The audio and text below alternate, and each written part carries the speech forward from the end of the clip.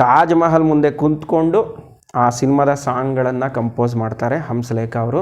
ಸಾಂಗ್ಗಳು ಇವತ್ತಿಗೂ ಪ್ರೇಕ್ಷಕರು ಪದೇ ಪದೇ ಕೇಳ್ತಾನೆ ಇರ್ತಾರೆ. ಅಂಥ ಅದ್ಭುತವಾದ ಹಾಡುಗಳನ್ನು ನಾದಬ್ರಹ್ಮ ಹಂಸಲೇಖ ಅವರು ಕೊಟ್ಟಿರ್ತಾರೆ. ಬಣ್ಣದ ಗೆಜ್ಜೆ ಭಾಳ ಅದ್ಭುತವಾಗಿ ಬರುತ್ತೆ. ರಾಜೇಂದ್ರ ಸಿಂಗ್ ಬಾಬು ಅದ್ಭುತವಾಗಿ ತೆಗೆದಿರ್ತಾರೆ. ಮ್ಯೂಸಿಕಲ್ ಸಿನಿಮಾ ಇದು ಅಂತೆಲ್ಲ ಚರ್ಚೆಗಳು. ಆ 2 ಸಾಂಗ್ಗಳನ್ನು ಕೇಳಿ ಅದ್ಭುತವಾಗಿದೆ ಅಂತೇಳಿ ಎದ್ದು ನಿಂತು ಹಂಸಲೇಖ ಅವರಿಗೆ ಜೋರಾಗಿ ಚಪ್ಪಾಳೆ ಹೊಡಿತಾರೆ. ಭಾರತೀಯವರು ಎಷ್ಟೋ ವರ್ಷಗಳ ನಂತರ ಮತ್ತೆ ರವಿಚಂದ್ರನ್ ಅವರ ತಾಯಿಯಾಗಿ ಆ್ಯಕ್ಟ್ ಮಾಡ್ತಿದ್ದಾರೆ.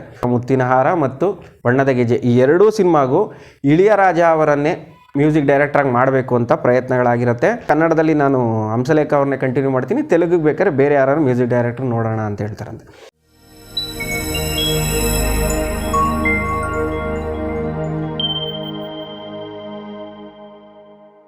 ಸ್ನೇಹಿತರೆ, ಎಸ್ ವಿ ರಾಜೇಂದ್ರ ಸಿಂಗ್ ಬಾಬು ಅವರು 1990ನೇ ಇಸ್ವಿನಲ್ಲಿ ಬಹುದೊಡ್ಡ ಪ್ರಾಜೆಕ್ಟಿಗೆ ಕೈ ಹಾಕ್ತಾರೆ. ಅದು ಮುತ್ತಿನ ಹಾರ. ಒಬ್ಬ ಯೋಧನ ಜೀವನದ ಬಗ್ಗೆ ಸಿನಿಮಾ ಮಾಡಬೇಕು, ಯುದ್ಧದ ದೃಶ್ಯಗಳನ್ನು ಕಣ್ಣಿಗೆ ಕಟ್ಟುವಂತೆ ನಾನು ತೋರಿಸ್ಬೇಕು. ಈ ಸಿನಿಮಾದಲ್ಲಿ ಯುದ್ಧ ಮಾಡೋದ್ರಿಂದ ದೇಶದಲ್ಲಿ ಏನು ನಷ್ಟ ಆಗುತ್ತೆ, ಎಷ್ಟು ಜೀವಗಳಲ್ಲಿ ನಷ್ಟ ಆಗುತ್ತೆ ಅನ್ನೋದನ್ನು ತೋರಿಸ್ಬೇಕು ಅನ್ನೋ ಕಾರಣಕ್ಕೆ ಒಂದು ದೊಡ್ಡ ಪ್ರಾಜೆಕ್ಟಿಗೆ ಒಂದು ಅದ್ಭುತ ಕಥೆಯನ್ನು ಇಟ್ಕೊಂಡು ಸಿನಿಮಾ ಶುರು ಮಾಡಬೇಕು ಅಂತ ಮಾಡ್ತಾರೆ. ಅವರ ಸಂಸ್ಥೆ ಮೂಲಕನೇ ಆ ಸಿನಿಮಾವನ್ನು ಪ್ರೊಡ್ಯೂಸ್ ಮಾಡ್ತಾರೆ 1990ರಲ್ಲಿ. ಅದೇ ವರ್ಷ ಮತ್ತೊಂದು ದೊಡ್ಡ ಪ್ರಾಜೆಕ್ಟಿಗೂ ಕೈ ಹಾಕಿರ್ತಾರೆ. ಅದು ಬಣ್ಣದ ಗೆಜ್ಜೆ. ರವಿಚಂದ್ರನ್ ಮತ್ತು ಎಸ್ ವಿ ರಾಜೇಂದ್ರ ಸಿಂಗ್ ಬಾಬು ಕಾಂಬಿನೇಷನ್ನ ಮೊದಲ ಸಿನಿಮಾ.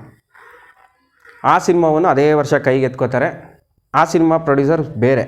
ಇದು ಮುತ್ತಿನ ಹಾರಾಗಿ ಅವರೇ ಪ್ರೊಡ್ಯೂಸರು. ಈ ಸಿನಿಮಾಗೆ ಡೈರೆಕ್ಟರ್ ಅವರು, ಪ್ರೊಡ್ಯೂಸರ್ ಬೇರೆ. ಆ ಸಿನಿಮಾ ಕೆಲಸಗಳು ಶುರು ಆಗುತ್ತೆ.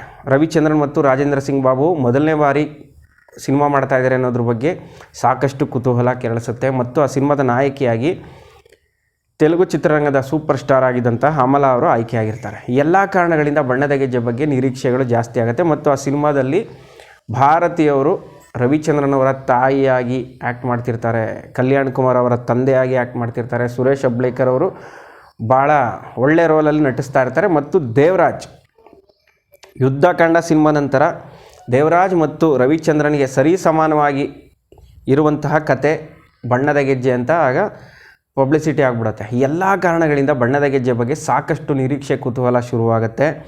ಸಿನಿಮಾದ ಕೆಲಸಗಳು ಶುರುವಾಗುತ್ತೆ. ಮೊದಲಿಗೆ ಆ ಸಿನಿಮಾದ ಸಂಗೀತ ನಿರ್ದೇಶಕರಾಗಿ ಸಿಂಗ್ ಬಾಬು ಅವರು ಆಯ್ಕೆ ಮಾಡ್ಕೊಳ್ಳೋದು ಇಳೆಯರಾಜ ಅವರನ್ನು. ಆ ವರ್ಷ ಏನು 1990ರಲ್ಲಿ 2 ಪ್ರಾಜೆಕ್ಟ್ ಕೈ ಹಾಕಿರ್ತಾರೆ, ಮುತ್ತಿನ ಹಾರ ಮತ್ತು ಬಣ್ಣದ ಗೆಜ್ಜೆ. ಈ 2 ಸಿನಿಮಾಗೂ ಇಳೆಯರಾಜ ಅವರನ್ನೇ ಮ್ಯೂಸಿಕ್ ಡೈರೆಕ್ಟ್ರಾಗಿ ಮಾಡಬೇಕು ಅಂತ ಪ್ರಯತ್ನಗಳಾಗಿರುತ್ತೆ. ಸಾಂಗ್ ಕಂಪೋಸಿಂಗ್ ಕೂಡ ಶುರುವಾಗಿರುತ್ತೆ ಬಣ್ಣದ ಗೆಜ್ಜೆದು. ಸಾಂಗ್ ಕಂಪೋಸಿಂಗ್ಗೆ ಇಳೆಯರಾಜ ಅವ್ರು ಕೂತಿರ್ತಾರೆ, ಸಿಂಗ್ ಬಾಬು ಅವರು ಹೋಗ್ತಾರೆ. ಆಗ ಸಿಂಗ್ ಬಾಬು ಅವರು ಇದು ಬೇಡ ಸರ್, ಬೇರೆ ಥರ ಇರಲಿ ಅಂತ ಕೇಳ್ತಾರೆ. ಆಗ ಇಳೆಯರಾಜ ಅವರು ಇಲ್ಲ ಇದೇ ಚೆನ್ನಾಗಿದೆ ತಗೊಳಪ್ಪ ಹಾಗೆ ಅಂತ ಹೇಳ್ತಾರಂತೆ. ಇವರು ಅವ್ರಿಗೆ ಎದುರು ಮಾತಾಡೋಕ್ಕಂಥ ಪರಿಸ್ಥಿತಿ, ಯಾಕಂದರೆ ಅವರು ಸೂಪರ್ ಸ್ಟಾರ್ ಆಗಿಬಿಟ್ಟಿರ್ತಾರೆ ಇಳೆಯರಾಜ ಅವರು. ಅವ್ರ ಜೊತೆ ವಾದ ಮಾಡೋಕ್ಕೂ ಆಗಲ್ಲ. ಇವ್ರಿಗೆ ಅದು ಇಷ್ಟನೂ ಆಗ್ತಾಯಿಲ್ಲ ಟ್ಯೂನು. ಕಡೆಗೆ ಏನಾಗುತ್ತೆ, ಇವರು ಸರ್ ಯಾಕೋ ಬೇಡ ಅನ್ನಿಸ್ತಾ ಇದೆ, ನಾವಿಬ್ಬರು ಸ್ನೇಹಿತರಾಗಿ ಎದ್ದುಬಿಡೋಣ, ಈ ಸಿನಿಮಾ ಬೇಡ ಬಿಡಿ, ನೀವು ಬ್ಯುಸಿ ಇದ್ದರೆ ತಮಿಳಲ್ಲೇ ಮಾಡ್ಕೊಳ್ಳಿ, ನಾನು ಬೇರೆ ಯಾರು ನೋಡ್ಕೋತೀನಿ ಅಂತೇಳಿ ಫ್ರೆಂಡ್ಲಿಯಾಗಿ ಇಬ್ಬರು ಮಾತಾಡಿಕೊಂಡು ಇಳೆಯರಾಜ ಅವರು ಆ ಸಿನಿಮಾಯಿಂದ ಹೊರ ಹೋಗ್ತಾರೆ. ಆ ಜಾಗಕ್ಕೆ ಹಂಸಲೇಖ ಅವ್ರು ಬರ್ತಾರೆ. ಹಂಸಲೇಖ ಅವರಿಗೆ ಈ ವಿಚಾರ ಹೇಳಿದಾಗ ಹಂಸಲೇಖ ಅವರು ಓಕೆ ಮಾಡೋಣ ಅಂಥೇಳಿ ಕೆಲಸಗಳು ಶುರು ಮಾಡ್ಕೋತಾರೆ. ಆದರೆ ಬಣ್ಣದ ಗೆಜ್ಜೆಯನ್ನು ಕನ್ನಡ ಮತ್ತು ತೆಲುಗು 2 ಏಕಕಾಲದಲ್ಲಿ ಬಿಡುಗಡೆ ಮಾಡೋ ರೀತಿಯಲ್ಲಿ ಪ್ಲ್ಯಾನ್ ಆಗಿರುತ್ತೆ. ತೆಲುಗಿನಲ್ಲೂ ಆ ಸಿನಿಮಾ ಮಾಡಬೇಕು. ಅದರಲ್ಲಿ ನಾಗಾರ್ಜುನ ಅವರು ಈ ಹೀರೋ, ಕನ್ನಡದಲ್ಲಿ ರವಿಚಂದ್ರನ್ ಅವರು ಹೀರೋ.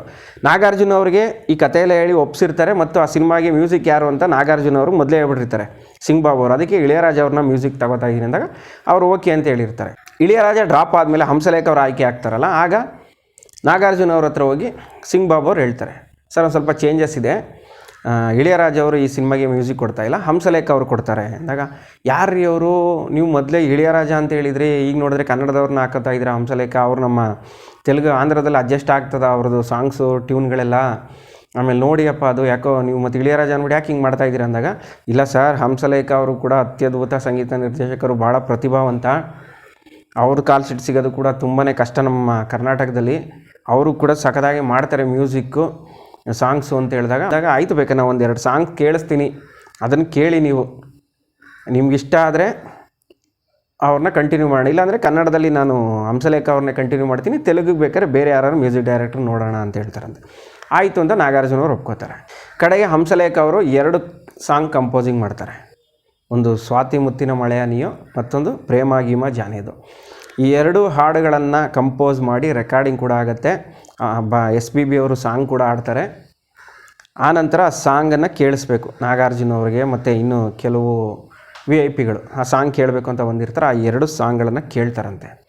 ಕೇಳ್ತಿದ್ದಾಗೇ ನಾಗಾರ್ಜುನ ಅವರು ಫುಲ್ ಫಿದಾ ಆಗಿಬಿಡ್ತಾರೆ. ಮತ್ತು VIP ಗಳು ಎಷ್ಟೋ ಜನ ಬಂದಿರ್ತಾರೆ, ಅವರೆಲ್ಲರೂ ಕೂಡ ಆ 2 ಸಾಂಗ್ಗಳನ್ನು ಕೇಳಿ ಅದ್ಭುತವಾಗಿದೆ ಅಂತೇಳಿ ಎದ್ದು ನಿಂತು ಹಂಸಲೇಖ ಅವರಿಗೆ ಜೋರಾಗಿ ಚಪ್ಪಾಳೆ ಹೊಡಿತಾರೆ.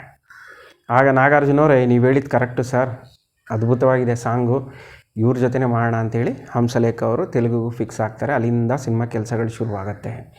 ಆ 2 ಸಾಂಗಲ್ಲ, ಒಟ್ಟು ಬಣ್ಣದ ಗೆಜ್ಜೆನಲ್ಲಿ 7 ಅತ್ಯದ್ಭುತ ಗೀತೆಗಳನ್ನು ಹಂಸಲೇಖ ಅವರು ಕೊಡ್ತಾರೆ.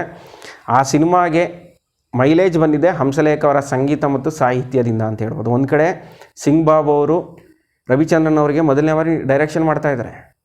ಸಿಂಗ್ ಬಾಬು ಅವರು ಮೊದಲನೇ ಬಾರಿ ಹಂಸಲೇಖ ಅವ್ರ ಜೊತೆ ಕೆಲಸ ಮಾಡ್ತಾಯಿದ್ದಾರೆ. ಆಮೇಲೆ ಅವರು ಹೀರೋಯಿನ್ ಆಗಿ ಮಾಡಿದ್ದಾರೆ. ಭಾರತೀಯವರು ಎಷ್ಟೋ ವರ್ಷಗಳ ನಂತರ ಮತ್ತೆ ರವಿಚಂದ್ರನ್ ಅವರ ತಾಯಿಯಾಗಿ ಆ್ಯಕ್ಟ್ ಮಾಡ್ತಿದ್ದಾರೆ. ಯುದ್ಧಕಾಂಡದಲ್ಲಿ ಹೇಗೆ ರವಿಚಂದ್ರನ್ ದೇವರಾಜ್ ಅವ್ರ ನಡುವೆ ವಾದ ವಿವಾದ ಇತ್ತು, ಅದೇ ರೀತಿಯ ವಾದ ಈ ಸಿನಿಮಾದಲ್ಲಿ ಇದೆ ಅವರಿಬ್ಬರ ನಡುವೆ. ಅವರು ಆ ಹೀರೋಯಿನ್ ಅವರ ಅಣ್ಣನ ಪಾತ್ರದಲ್ಲಿ ಮಾಡಿರ್ತಾರೆ. ಎಲ್ಲ ಕಾರಣಗಳಿಂದ ಸಿನಿಮಾ ಶೂಟಿಂಗ್ ಆಗುವಾಗಲೇ ನಿರೀಕ್ಷೆ ದಿನೇ ದಿನೇ ಹೆಚ್ಚಾಗ್ತಾನೆ ಹೋಗುತ್ತೆ. ಬಣ್ಣದ ಗೆಜ್ಜೆ ಭಾಳ ಅದ್ಭುತವಾಗಿ ಬರುತ್ತೆ. ರಾಜೇಂದ್ರ ಸಿಂಗ್ ಬಾಬು ಅದ್ಭುತವಾಗಿ ತೆಗೆದಿರ್ತಾರೆ. ಮ್ಯೂಸಿಕಲ್ ಸಿನಿಮಾ ಇದು ಅಂತೆಲ್ಲ ಚರ್ಚೆಗಳು. ಕಡೆಗೆ ಆ ಸಿನಿಮಾ ರಿಲೀಸ್ ಆಗುತ್ತೆ. ಆದರೆ ಅದು ಅಂದುಕೊಂಡಷ್ಟು ಯಶಸ್ವಿ ಆಗೋದಿಲ್ಲ.